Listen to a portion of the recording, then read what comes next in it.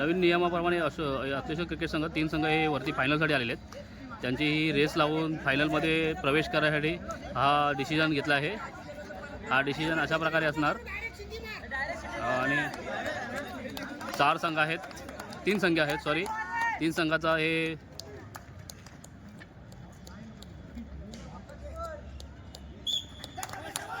सचिन साईडला हो, सचिन साईडला हो.